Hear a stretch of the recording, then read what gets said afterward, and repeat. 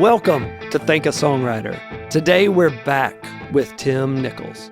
A multi-decade hit songwriter, Tim has penned numerous #1 radio singles and has won 23 BMI awards. Some of his hits include Live Like You Were Dying for Tim McGraw, She Had Me at Heads Carolina for Cole Swindell, and most recently, I Never Lie for Zach Top. In today's episode, we will discuss an important piece of Tim and I's shared history, this music. Let's dive in.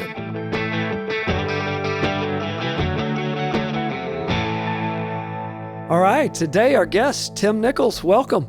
Happy to be here. Thanks for having me. Tim, you've had so many hits as a songwriter, but then your career had the opportunity to expand for you to go beyond just having a co-publishing deal, but to also become a publisher of other songwriters yourself. And so in 2006, you and hit songwriter Connie Harrington and myself started this music. Will you talk some about the transition and your hopes and thoughts of when you had the opportunity to become a publisher and bestow some of that knowledge and further those relationships with other songwriters? What was the hopes and dreams of that? Do you remember, were you here when there was a publishing company called the Writers Group? Okay. Do you remember that?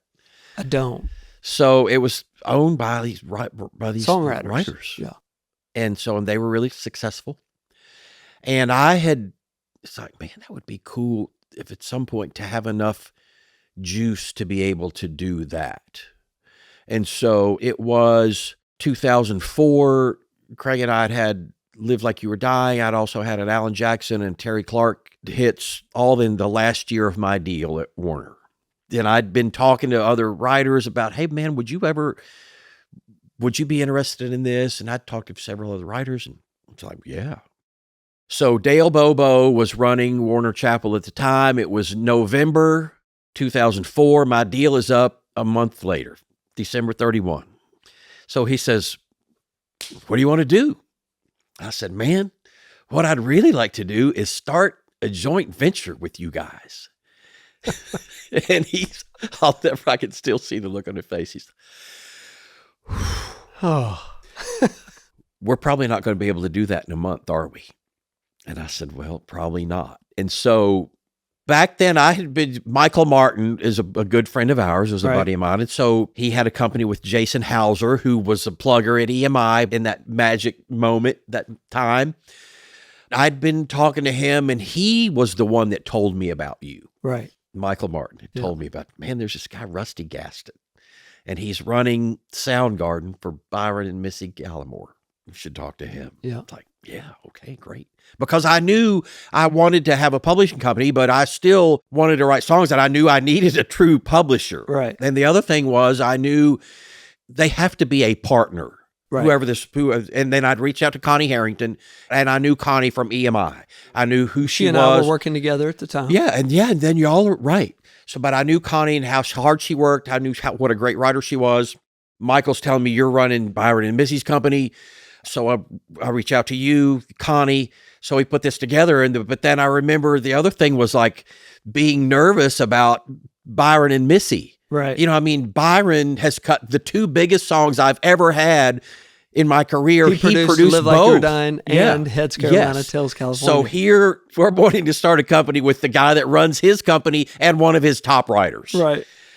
And so, it's like, oh man, are they going to be cool with that? And so I guess we had that conversation and they were just great. It took a year, but in 2006, that's right. It took us a year to put that together. But for you of just wanting to pass along that information to other songwriters, I feel like this music created such a culture that supported creativity. There was never competition, but every songwriter knew that the songwriter across the hall was probably writing something that potentially could be iconic. And that in itself created a feeling of, oh man, they're probably doing something great. Well, we've got to make what we're doing even better. And it just created an environment to create the best songs possible. As a publisher, what were you hoping to get across to these, whether it was young writers or other veteran writers that came to this music? I mean, one of our principles or guiding philosophies at this music was put writers in a position where they can be successful. Right.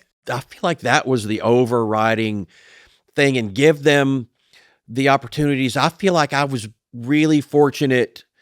I was always of the mind that, writers, we can tend to be bitchy.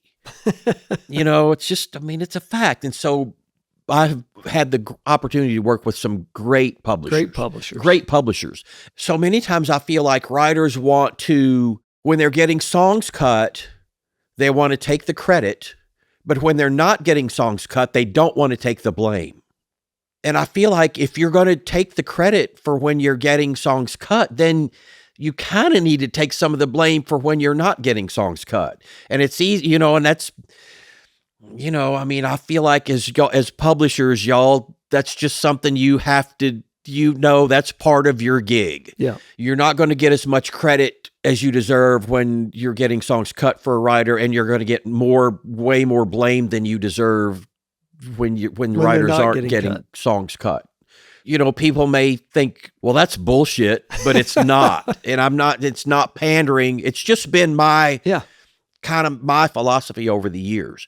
And so again, for this music, culture is so important. Yeah. Culture. And I feel like what we created there, I feel like that was as great as that time that we spoke earlier about EMI. Yeah.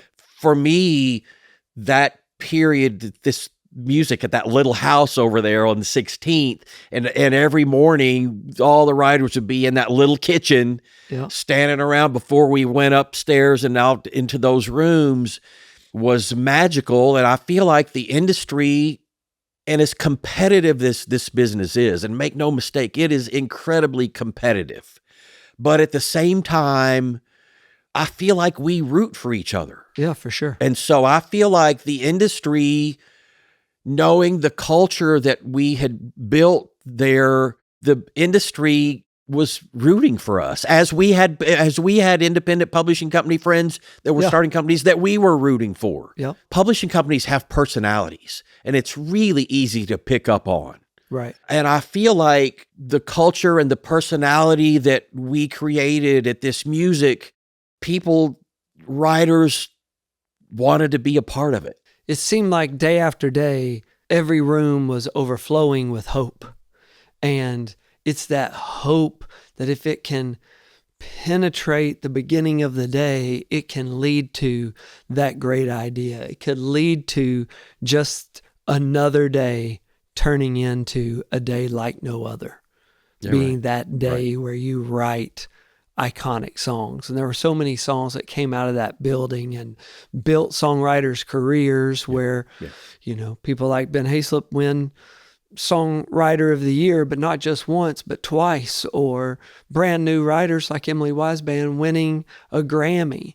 And those stories are just incredible, but they come from rooms that were overflowing with hope. And I feel like just positivity, there is a power in it. Yeah. And I feel like, over the years, man, 15 years or however many years it was, I just feel like, man, when you go back and look at that roster, like pound for pound, pretty strong. It was pretty strong. Pretty strong. Yeah.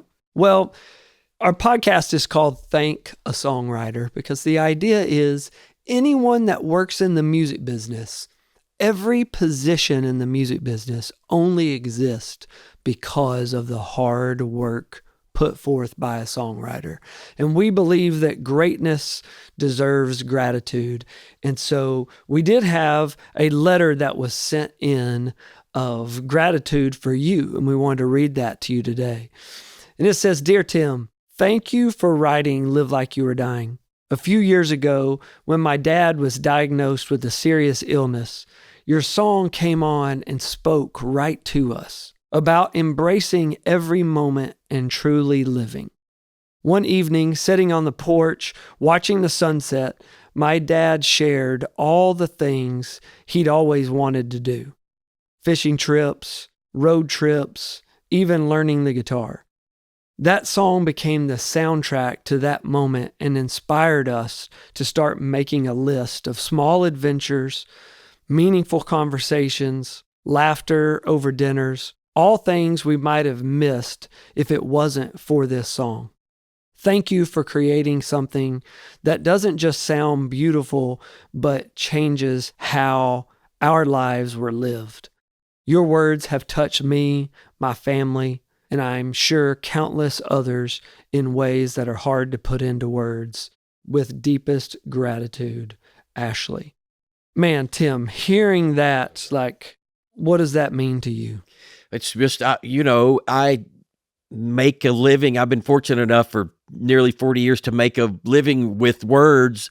But then when you hear something like that, then words are kind of difficult to come by, And so it's just, again, I think it just speaks to music is powerful. But it's also, music is just this amazing tool, and it's very versatile. It's kind of like those knives with all the blades on. Yeah, A utility song, knife. music, yeah. You can use it for, just for fun and partying. You can use it you can play a song where it's just slow dance with your wife or your girlfriend. And it has all of these uses. And then it's a tool that people can use in their life every day to help them get through a tough spot. Yeah. To give them a moment of encouragement, or to, like you and I, and to remind people, it's like, I need to appreciate today while I have it, because this is the only day that I know for sure that I have. That's right. Well, we greatly appreciate what you do, because songs have the power to change the world, and your songs, time after time, have changed the world to be a better place. So thank you for being the songwriter that you are. Thanks so much. Thanks for having me.